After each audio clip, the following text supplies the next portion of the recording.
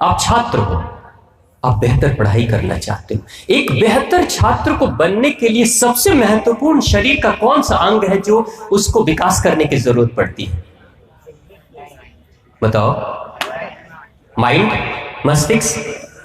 अपने दिमाग को तेज करोगे तभी तो बेहतर छात्र बन पाओगे। अब माइंड को बेहतर करने के लिए क्या करना चाहिए? काजू खाना चाहिए, बादाम खाना चाहिए।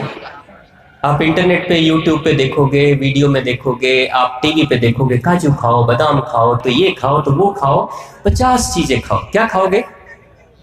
योगा करो। गुड, बहुत अच्छी बात, तालियां बजा दो योगा के लिए।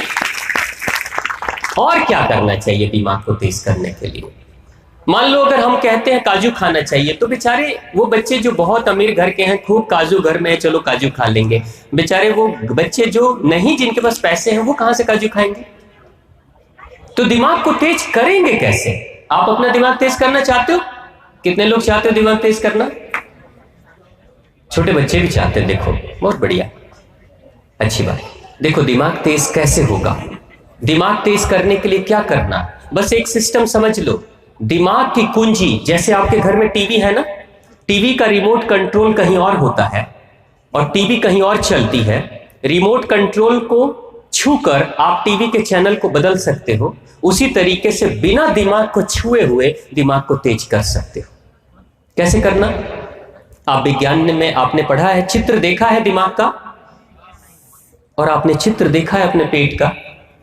पेट कैसा दिखता है? पेट की आकृति देखी आपने? पेट में कैसा दिखाई देता है? ऐसा दिखता है, जिगजैग जिगजैग दिख रहा है ना। हमारी जो आंतें हैं, छोटी और बड़ी आंत, वो कितनी लंबी है? कितनी लंबी है? बड़ी आंत और छोटी आंत दोनों मिलाकर लगभग 7 से 7.5 मीटर की है। गुरुजी सही? 5 मीटर से लेके 5 मीटर तो छोटी आंत के आसपास होती है और 2.5 मीटर के आसपास लगभग बड़ी आंत हो जाती है। हमारी माएं जो घर में साड़ी पहनती है, वो कितनी लंबी होती है? 5 मीटर। 5 मीटर की साड़ी इतनी दूर में आ गई और ऊपर से 2.5 मीटर और 7.5 मीटर लंबी साड़ी, समझ लो पाइप लाइन आपके उस छोटे से मध्य प्रदेश के अंदर है। अब उसी में खाना जाएगा। खाना कैसे घूमेगा? लगेगा जैसे कि काठमांडू की पहाड़ियां हैं, टेढ़ी मेढ़ी। खाना घूमता है, जिगजैग जिगजैग, कितना घूमता होगा। उसी पाइप लाइन में कहीं कैल्शियम उस पाइप से खींचा जाता है भोजन से, कहीं मैग्नीशियम, कहीं पोटेशियम, कहीं सल्फर, कहीं आयरन होता है ना। दिमाग तेज करने के लिए क्या करना है? याद रखो, कुछ चीजों को ध्यान दो जरा। आपके जीवन में जो घटनाएं घटती होंगी उसके ऊपर जरा याद करो। अब तो बड़े हो गए हो तो ज्यादा फर्क नहीं पड़ता होगा। याद करो, जब आप छोटे थे, जब आप थोड़े बच्चे थे, जब आप मिडिल स्कूल में पढ़ते थे, एग्जाम के वक्त क्या कभी आपका पेट खराब हुआ? एग्जाम के वक्त कभी पेट में दर्द हुआ? कभी हुआ किसी के? चिंता हुई? कभी जब डर लगा, कभी भय हुआ किसी भी बात से, तो क्या आपको खाने की इच्छा उस समय होती है? भूख लगती है? कभी क्रोध जगता है तो क्या आप खाना खाते हो? नहीं ना। जबकि क्रोध जगा या भय जगा, वो कहां पे? वो तो मस्तिष्क में ना। मस्तिष्क ने सोचा ना कि मैं डर रहा हूं, मस्तिष्क ने क्रोध किया ना, लेकिन भूख का संबंध तो आपके पेट से है ना। तो पेट ने क्यों नहीं खाना खाया? जब आपका मस्तिष्क अस्त व्यस्त रहता है तो ऑटोमेटिक पेट भी अस्त व्यस्त हो जाता है। छोटे बच्चों से जाकर पूछना, एग्जाम के पहले बहुत टेंशन, बहुत प्रेशर में बच्चे, खास तौर से मैट्रिक के एग्जाम में बच्चों के ऊपर माता पिता जब बहुत प्रेशर बना देते हैं, बेटा फर्स्ट डिवीजन से नीचे और डिस्टिंक्शन से नीचे मार्क्स लाया तो छोड़ूंगा नहीं। बेटे के ऊपर, बेटियों के ऊपर इतना टेंशन कि एग्जाम के एक दिन पहले ही पेट खराब हो जाता है। आप लोग के तो नहीं होते? नहीं होते, क्योंकि मजबूत हो आप लोग। गुरुजी लोगों का आशीर्वाद है, आप लोगों को शारीरिक श्रम करते हो इसलिए मजबूत हो। नहीं तो ज्यादातर दिल्ली और मेट्रो सिटीज के बच्चे तो बीमारी हो जाते एग्जाम के समय पे। क्योंकि जिसके मस्तिष्क पे प्रेशर पड़ता है सबसे बुरा असर उसके पेट पे होता है, और जिसका पेट खराब होता है उसका मस्तिष्क भी खराब हो जाता है। आपने किसी दिन खा ली कुछ स्वादिष्ट स्वादिष्ट भोजन, कचौड़ियां, पकौड़ियां, छोले भटूरे, सिंघाड़े, समोसे, मुंह में पानी तो नहीं आ रहा है, चाउमीन वगैरह खाते हो, उसके बाद ये खाना खाने के बाद अगर आप पढ़ाई करने जाते हो तो क्या पढ़ाई में मन लगता है? क्यों नहीं लगा? पढ़ना तो है दिमाग से ना, खाना तो खाया पेट में, तो फिर क्यों नहीं मन लग रहा है? इसलिए क्योंकि वो जिगजैग जो बना है ना अंदर, वो ट्रैफिक जाम है। अब पेट की तरह कुछ और भी है क्या आपके शरीर में? बताओ, पेट जैसा दिखने वाला कुछ और है आपके शरीर में? मस्तिष्क, खुले हुए मस्तिष्क के तस्वीर को कभी देखा है? कैसा है? जिगजैग, टेढ़े मेढ़े, वो भी वैसा ही है। ये टेढ़ा मेढ़ा सड़क अगर खराब होती है तो वो टेढ़ी मेढ़ी सड़कें भी खराब हो जाती है। जिसका पेट खराब उसका दिमाग खराब, और जिसका दिमाग खराब उसका पेट खराब। बस सिंपल। दिमाग तेज करने के लिए क्या करना? पेट को साफ करो ठीक से, कचड़ा मत भरो, नहीं तो सारा कचड़ा दिमाग में चला जाएगा। जितना पेट साफ होगा उतना ही दिमाग तेज होगा। अब पेट को साफ करने के लिए दिमाग को तेज करना है तो करना क्या होगा? कुछ करेंगे, एक छोटा सा प्रयोग करेंगे आप लोग, लेकिन नियमित करना होगा। और मैं आपको यह भी बता दूं उसके फायदे कितने। कई बार होता क्या है, मैं क्यों करूंगा, फायदे पहले बताइए तब मैं सोचूंगा। एक छोटी सी बात बता दूं, क्योंकि पिछले 20-25 वर्षों का मेरा शोध है उसके ऊपर, और हिमालय के साधकों से लेके बड़े बड़े तपस्वियों के ऊपर भी मैंने उस प्रयोग को किया है, और काफी फायदा हुआ है लोगों को। फायदे मैं पहले ही बता देता हूं आपको। पेट में दर्द नहीं होगा, गैस की समस्या नहीं होगी, जोड़ों का दर्द, गठिए का दर्द नहीं होगा। किसी को डायबिटीज हो गई हो घर में तो कुछ दिनों में डायबिटीज की रीडिंग नीचे आने लगेगी, बीपी अच्छी होने लगेगी, आपके सर के बाल जल्दी सफेद नहीं होंगे, आपके चेहरे पे झाइयां झुर्रियां नहीं आएंगी, उम्र का असर जल्दी नहीं होगा, दिमाग तेज होगा, रात में नींद अच्छी आएगी। आपके घर के दादा दादी अगर रात में चैन से सो नहीं पाते होंगे तो उनको भी अच्छी नींद आने लगेगी अगर ये प्रयोग करेंगे। हमारी माताओं के पेट में कभी दर्द नहीं होगा, सीने में जलन, खट्टे डकार नहीं आएंगे, भूख बहुत अच्छी लगेगी, जो खाओगे वो सब पचेगा। और सबसे अच्छी बात, बच्चों का नाटक बंद हो जाएगा। मम्मी हम ये नहीं खाएंगे, रोज तुम वही रोटी सब्जी बना देती हो, रोज वही चावल दाल पका देती हो। होता है ना, ये बच्चे जो नाटक करते हैं कि हम ये नहीं खाएंगे, हम वो नहीं खाएंगे, और माताएं हाथ में प्लेट लेकर और पीछे पीछे दौड़ती है, बेटा खा लो खा लो खा लो। ऐसे नखरे आप लोग तो नहीं करते? ये नखरे अगर कोई बच्चे करते होंगे तो वो भी सुधर जाएंगे अगर ये प्रयोग करेंगे तो। इसके इतने फायदे, और दिमाग तो तेज होगा। और एक सबसे अच्छी बात आपको पता है क्या होगा? आप लोग एनसीसी के कैडेट्स हो, आपकी स्टेमिना बढ़ जाएगी। इस दुनिया में सबसे ज्यादा हाई स्टेमिना वाला कौन है बताओ? आदमी और जानवर सब मिलाकर बोलो, सबसे ज्यादा स्टेमिना किसमें है? घोड़ा। इसलिए हॉर्स पावर, जबकि उससे ज्यादा शक्तिशाली हाथी है, घोड़े से भी ज्यादा शक्तिशाली हाथी है, लेकिन एलिफेंट पावर तो कभी नहीं बोला ना, हमेशा हॉर्स पावर बोलते हैं। एक स्पोर्ट्स पर्सन को, एक खिलाड़ी को क्या चाहिए? हॉर्स पावर, एलिफेंट पावर नहीं। एलिफेंट पावर खाना है तो कोई बात नहीं, खाते रहो सोते रहो, खाते रहो सोते रहो, कुछ दिन में हाथी तो बन ही जाओगे, हो ही जाओगे, उसके लिए कुछ मेहनत करने की जरूरत नहीं। लेकिन आपको पता है घोड़े का गुण कैसा होता है? घोड़ा, कभी किसी घोड़े को आपने बैठे हुए देखा? बैठे हुए घोड़ा, गाय की तरह, भैंस की तरह? घोड़ा वही बैठता है जो बीमार है।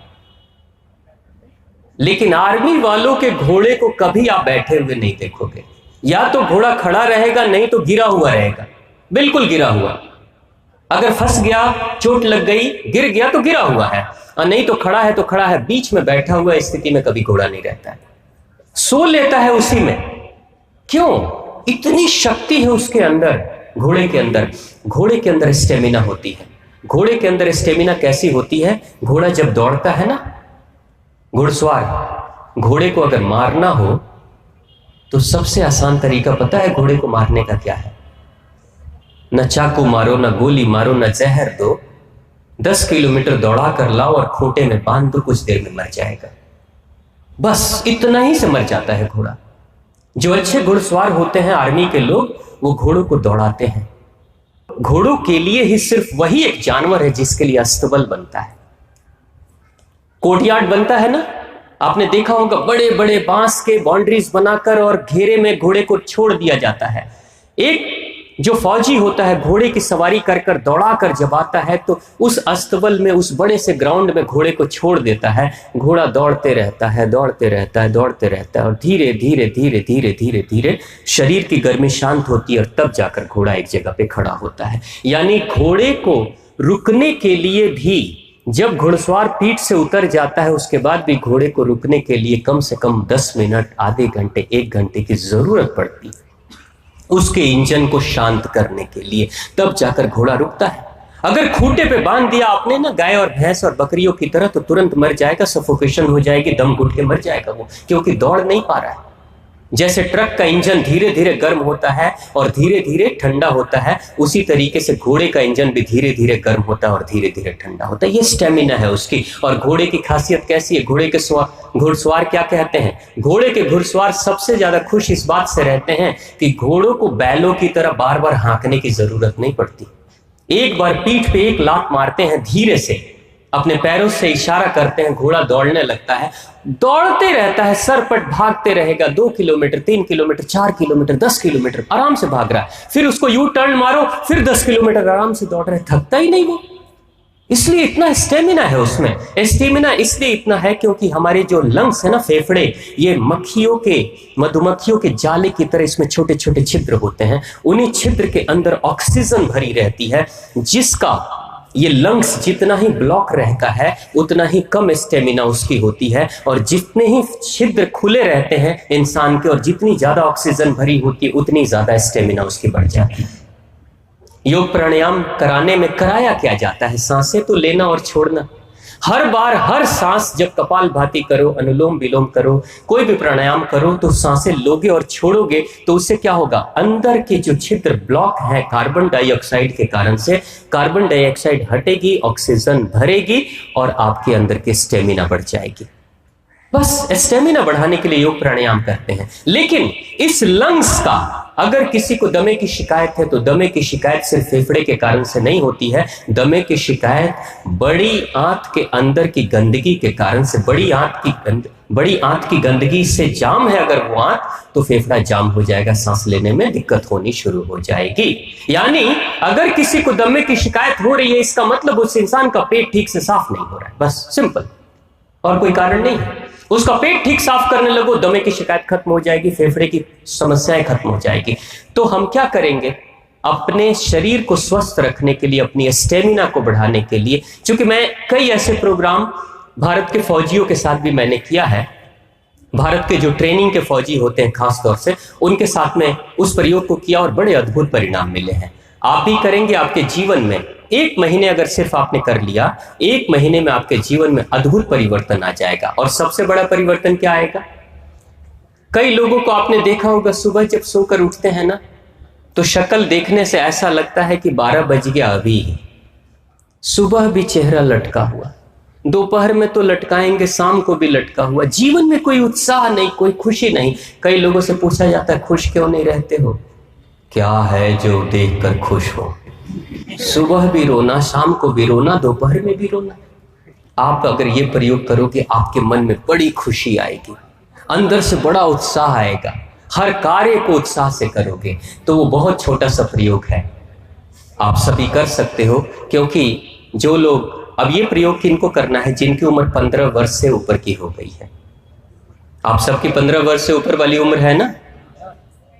15 वर्ष से जो छोटे बच्चे बैठे हुए हैं, बेटा आपकी 15 वर्ष तो नहीं हुई, 15 वर्ष से जो छोटे उम्र के लोग हैं वो उसकी मात्रा कम रखेंगे, 15 वर्ष से ऊपर वाले उसकी मात्रा ज्यादा रखेंगे। करना क्या, सुबह उठते ही शौचालय जाने से पहले पानी पीना है। अब सुबह कितने बजे उठना है? 8 बजे, 9 बजे, जल्दी तो नहीं बोल दिया, 10 बजे चलेगा, 4 बजे, ठीक है। कितने लोग 4 बजे उठते हैं? देखो उठने वाले बताना। हाँ चलो, कितने लोग 8 बजे के बाद उठते? 8 बजे के बाद, गुड, बहुत अच्छी बात।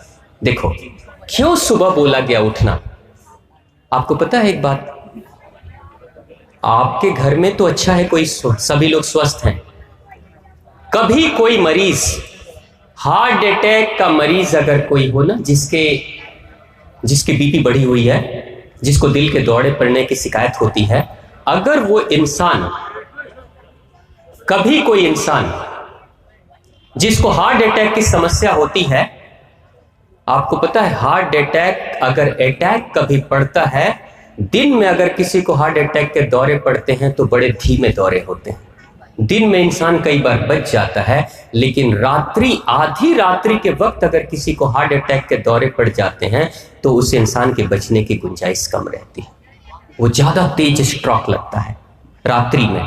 क्योंकि हमारी जो प्राण की शक्ति है, वो प्राण की शक्ति हमारी हमेशा एक जगह पे नहीं रहती। कोई, आपने कभी सोचा हमारा प्राण कहां रहता है? वो ट्रांसफर होते रहता है।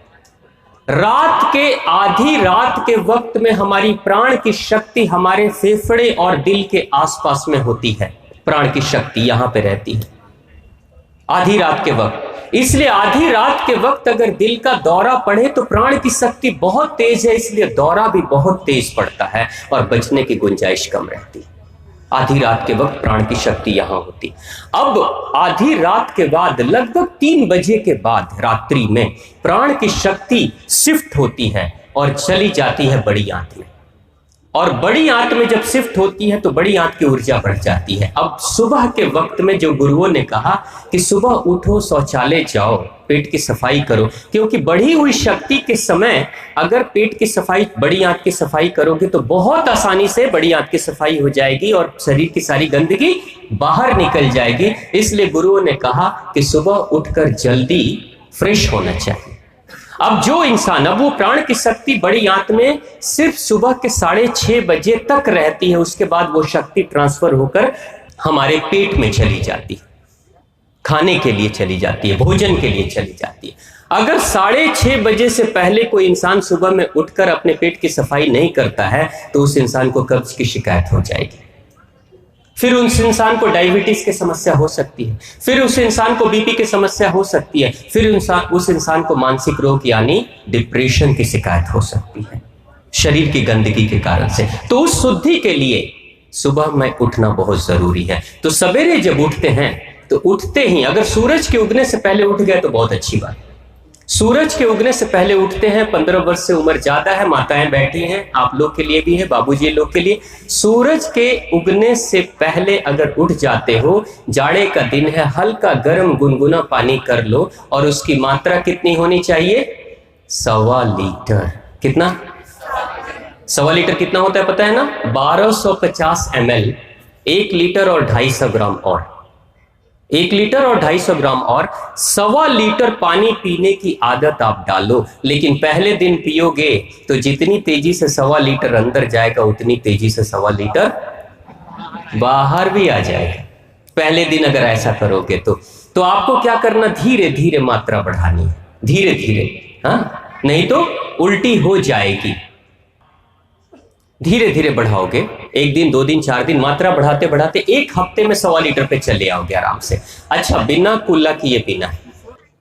और जब मुंह साफ है तो 1 लाख ग्रंथियां मस्तिष्क में काम करती हैं, क्या बनाती हैं? लार। अब उस लार को आप अपने पेट में ही डालोगे पानी के साथ में। आपको पता है सुबह की लार अमृत है, जिसको हम बाहर नाले में फेंक देते हैं सुबह उठते ही कुल्ला करके, अमृत है वो। तो पता है क्या होगा? छोटे वाले कमरे की बड़ी तेज याद आएगी। छोटा वाला कमरा कौन सा? उस छोटे से कमरे की याद आएगी, और अगर कोई बैठा होगा तो कहोगा जल्दी निकलो भाई, नहीं तो गाड़ी छूटने वाली है, इज्जत जाने वाली है। और जैसे ही वो निकलेगा आप एकदम रॉकेट की स्पीड से अंदर जाओगे, थोड़ी देर बैठोगे ही ना, खड़े तो नहीं करना, कुछ पढ़े लिखे बच्चे हो, बैठोगे और बैठने के बाद जब बाहर निकलोगे ना तो पता है क्या बोलोगे? वाह मजा आ गया, बहुत दिनों के बाद मजा आया है। जिस दिन आपके पेट की प्रॉपर सफाई हो जाएगी ना, उस दिन पता है उसी दिन से दिमाग आपका बेहतर होने लगेगा। सिर्फ मजा, पेट साफ हुआ लेकिन मजा आया किसको? दिमाग कहता है ना वाह आनंद आ गया। आनंद की अनुभूति कहां होगी? यहां।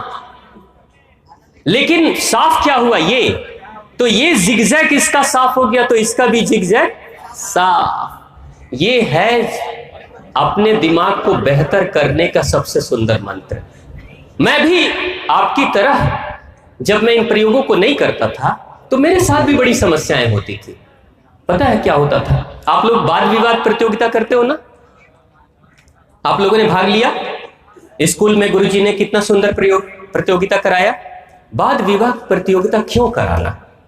दिमाग के मस्तिष्क को, यादाश्त को बेहतर करने के लिए, आपके अंदर के आत्मविश्वास को बढ़ाने के लिए, आपके अंदर के कॉन्फिडेंस को बढ़ाने के लिए। मैंने भी बचपन में जब मैं चौथी क्लास में था तो पहली बार वाद विवाद प्रतियोगिता में मैं भी भाग ले लिया, और जो निबंध था वो तुलसीदास जी महाराज के ऊपर था। अब बड़ी तैयारी करके तो मैं आया, मेरे को कुछ दोस्तों ने कहा कि भाई मत जाओ, वहां जो जाता है वो भूल जाता है, लेकिन फिर भी मैं जिद करके आ गया। अब जब बोलने की बारी आई, सारे बच्चे मेरे मित्र सभी बैठे हुए थे साथ में, मैं खड़ा हो गया। अब तुलसीदास जी महाराज एक महान रामचरितमानस की रचना किया, तुलसीदास जी ने ये किया वो किया, तुलसीदास जी का जन्म, तुलसीदास जी, गुरु जी बगल में बैठे हैं, बोलो बेटा बोलो बोलो, तुलसीदास जी। और जो मेरे दोस्त थे वो कोई मेरी बात को पहले नहीं सुन रहा था, और जब मैं अटक गया ना, ऊपर छत देखने लगा, तब देख देख देख देख भूल गया, देख भूल गया, है ना। तुलसीदास जी, मेरा जो दोस्त है वो कह रहा है बोलो बोलो, बोला था ना नहीं जाओ वहां पे, भूल गया ना। और फिर मैं आकर बैठा। उसके बाद से मैं सोचा कि आखिर मैं भूला क्यों, जबकि याद करके गया था। आगे की बातें क्यों भूल गया? इंफॉर्मेशन जो होती है ना, सूचना, वो यहां मस्तिष्क में रहती है, और सूचना छोटे छोटे टुकड़ों में रहती है। सूचना जैसे नदी को देखा आपने, नदियों में छोटी छोटी नावें बहती हैं, छोटी छोटी नाव। एक सूचना अगर आती है दूसरे नाव के पास, मान लो एक सूचना वाली नाव बह रही है पानी में, दूसरी सूचना वाली नाव बह रही है पानी में, तीसरी सूचना वाली नाव बह रही है पानी में। जो इंसान पानी पीना शुरू करेगा, आपको पता है आपके ब्रेन में पानी की मात्रा कितनी है? लगभग 80% से ज्यादा पानी ही होता है ब्रेन के अंदर। और पानी के माध्यम से, उस फ्लूइड और लिक्विड के माध्यम से हमारे अंदर की सूचनाएं तैरते हुए आती हैं और हमारे आगे के तरफ में यहां आती है, तब हमें बातें याद आती। कई बार आपने देखा होगा, अपने पुराने मित्र को याद कर रहे हो और नाम भूल रहे हो, उसका नाम तो मुझे याद है लेकिन अभी याद नहीं आ रहा है, ऐसा होता है ना। और अचानक क्लिक किया, अरे हाँ उसका नाम रमेश है, उसका नाम सुरेश है, उसका नाम ये है, होता है। ये जो फ्लो ऑफ इंफॉर्मेशन है, सूचनाएं हैं चारों तरफ से, ये हम सबके दिमाग में बिखरी बिखरी सी हुई है। लेकिन जब इंसान पानी पीने की आदत डाल लेता है, ये इस प्रयोग शुरू कर देता है, तब क्या होगा? उस पानी के माध्यम से, अब एक बात सोचो, नदी अगर सूख जाए तो क्या नाव तैर पाएंगी? नहीं ना। उसी तरीके से दिमाग जिसका सूख गया है, उसके जीवन में भी फ्लो ऑफ इंफॉर्मेशन, सूचनाओं के आने का जो प्रवाह है वो स्लो हो जाता है। इसलिए वो इंसान सब कुछ पढ़ते हुए भी भूल जाता है। तो अपने ब्रेन को, अपने मस्तिष्क को बेहतर करने के लिए भी ये प्रयोग करना शुरू कर दो। कल से शुरू करेंगे सब लोग? कितने लोग करेंगे? पक्का? माताएं नहीं करेंगी, आप लोग भी करेंगी? जरूर करिएगा, बहुत अच्छा परिणाम मिलता है। और 1 महीने सिर्फ आप कर लोगे तो जीवन में अद्भुत परिणाम मिलेगा।